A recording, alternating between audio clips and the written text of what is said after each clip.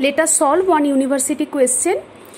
Design a footing for a square column of 500 by 500 millimeter size carrying an axial load of 3000 kilonewton. The safe bearing capacity of soil 300 kilonewton per meter square.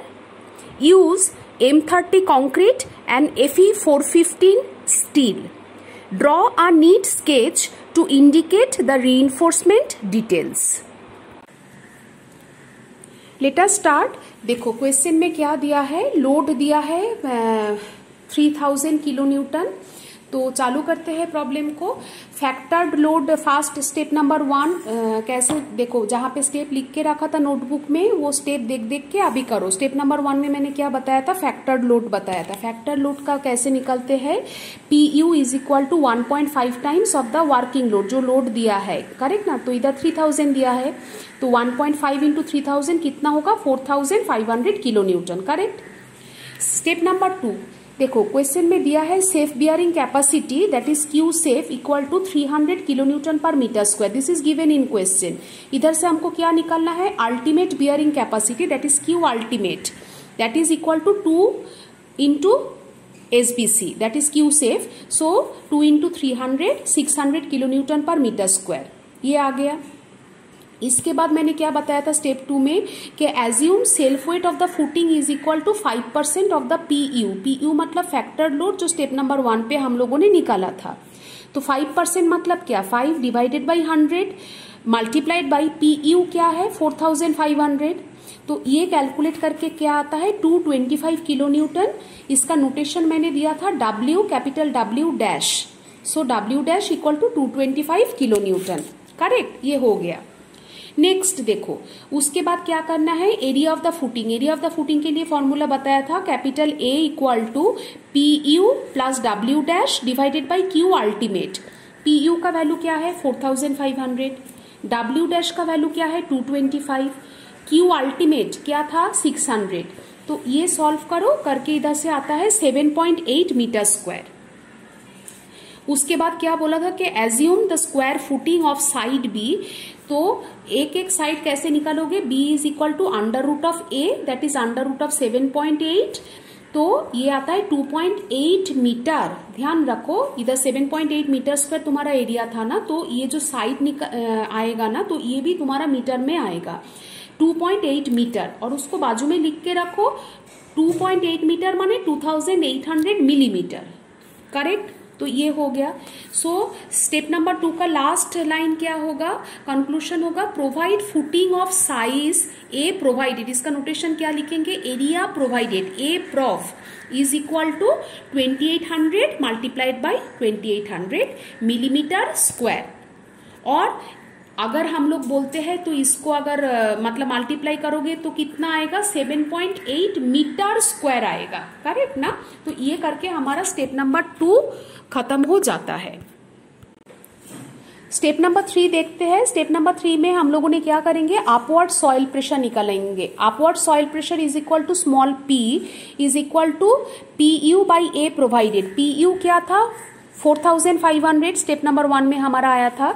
A provided कितना है 7.8, तो इसका value क्या आता है 573.9 kilo newton per metre square, correct. तो ये हमारा स्मॉल p का वैल्यू आ गया जो अपवर्ड सॉइल प्रेशर।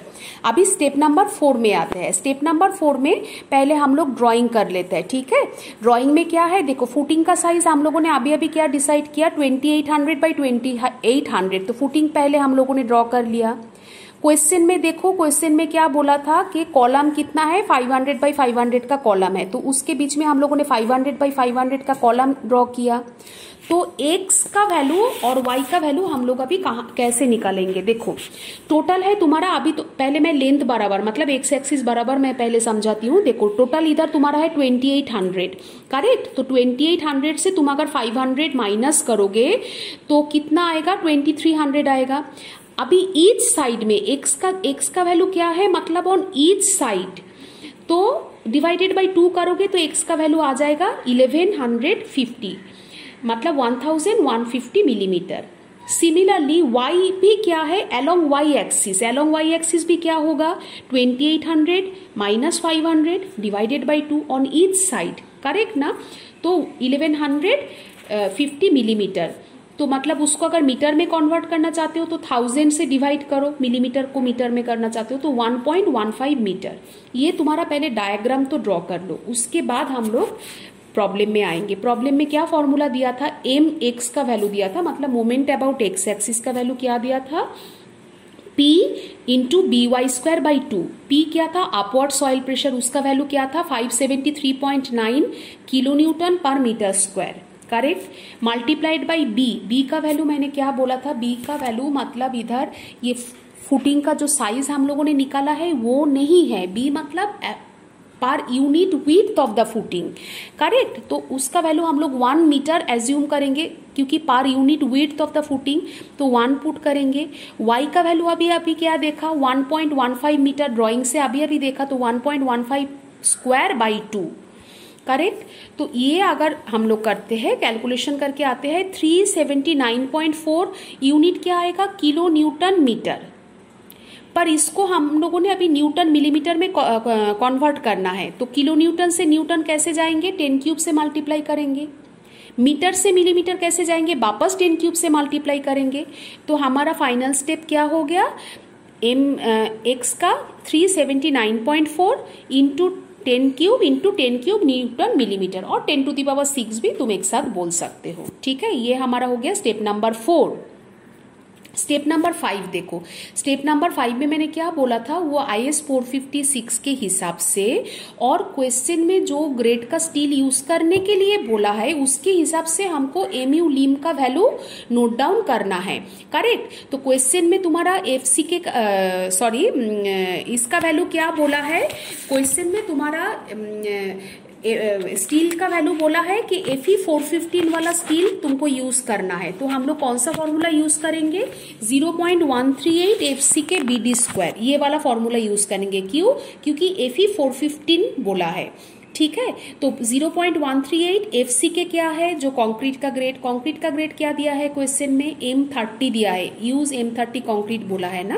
तो FC के है 30, B का वैल्यू वापस क्या है 1 मीटर विड्थ पकड़ा था हम लोगों ने, एज्यूम करना है 1 मीटर मतलब क्या 1000 मिलीमीटर बराबर, और D का वैल्यू क्या है इफेक्टिव डेप्थ, वही हमको निकालना है। तो D का तो वैल्यू कुछ नहीं, D स्क्वायर ही हम लोग पुट करेंगे।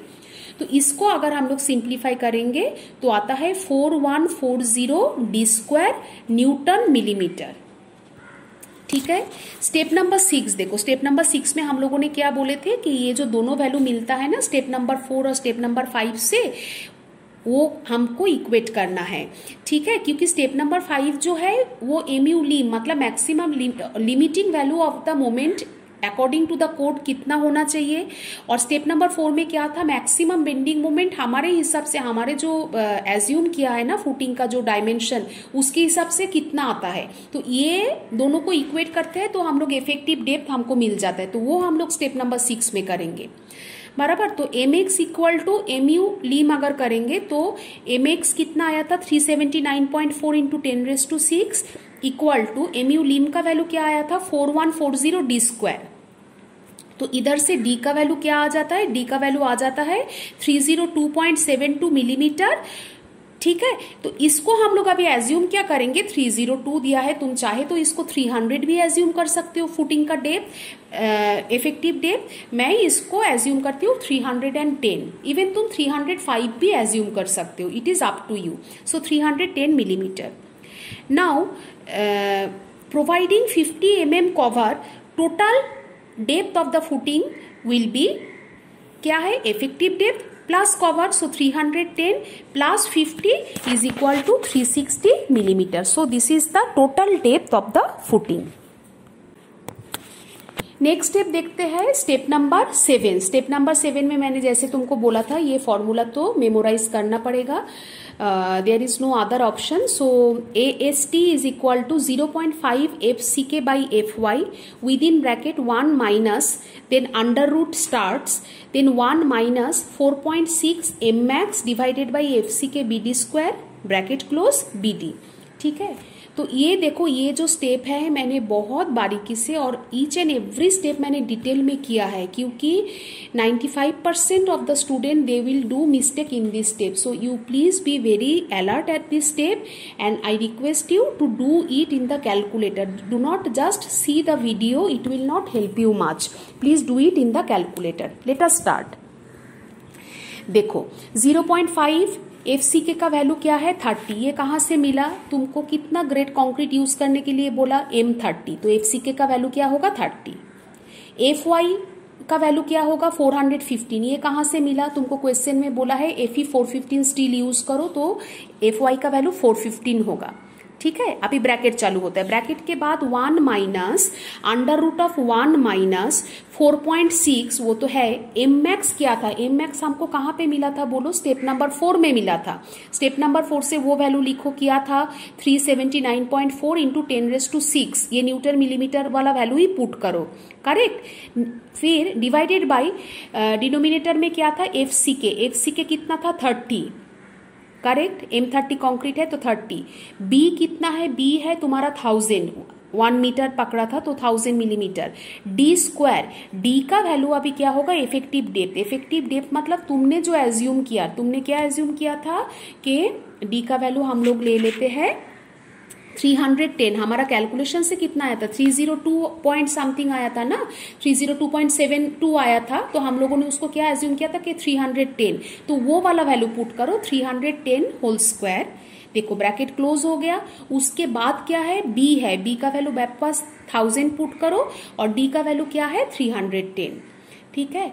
तो अभी देखो नेक्स्ट स्टेप देखो, मैंने जो स्टेप वाइज दिखाया है ये कैलकुलेशन को ऐसे ही धीरे धीरे स्टेप वाइज करो, तभी जाके तुम्हारा फाइनल आंसर आएगा. फाइनल आंसर आते हैं 4151 mm स्क्वायर.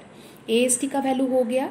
फिर 8th स्टेप देखते हैं. स्टेप नंबर 8 हम लोग इधर एज्यूम करते हैं 25 मिलीमीटर डायमीटर बार. ये तुम कुछ भी एज्यूम कर सकते हो.